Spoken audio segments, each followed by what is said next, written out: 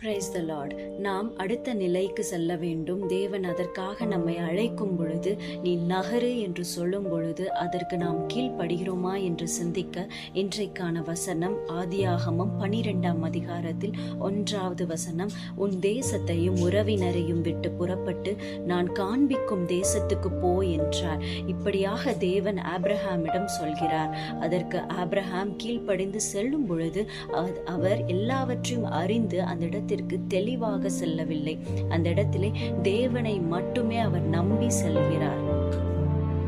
இதை குறித்து 3 முக்கிய காரியங்களை பார்ப்போம். முதலாவது, தேவன் அழைக்கும் பொழுது எல்லாம் தெளிவாக இருக்காது.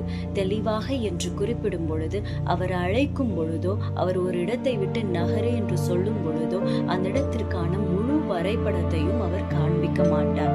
அதற்கான அடுத்த படியை மட்டுமே அவர் காண்பிப்பார். சில நேரங்களிலே ஊழியத்திற்காகவோ அல்லது வேலைக்கான மாற்றம் அல்லது ஒரு புதிய ஆரம்பம், இதை குறித்து நமக்கு பயமாக இருக்கும்.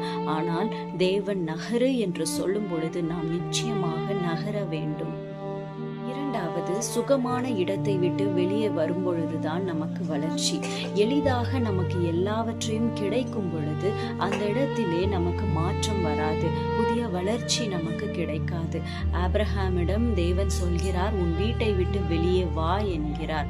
அந்த இடத்தில்தான் அவருக்கு ஒரு புதிய மாற்றம் வருகிறது, புதிய வளர்ச்சி வருகிறது. அதற்காக அவர் கீழ்ப்படிந்து வரும் பொழுதுதான் அவர் ஆபிரகாம் விசுவாசத்தின் தந்தையாகிறார்.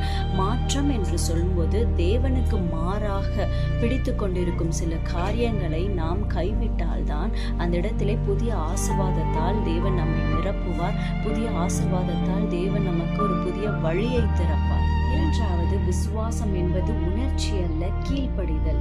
நாம் பயந்தாலும் தேவனுக்கு கீழ்ப்படிந்து நடப்பதுதான் விசுவாசம். அந்த இடத்திலே ஆபிரகாம் கேள்வி கேட்கவில்லை, கீழ்ப்படிந்தார்.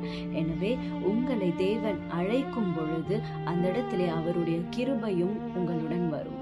எனவே இன்றைக்கு தேவன் சொல்கிறார், பயப்படாதே, நகரு, நான் உன்னுடனே இருக்கிறேன். Be blessed in Jesus Christ. Amen.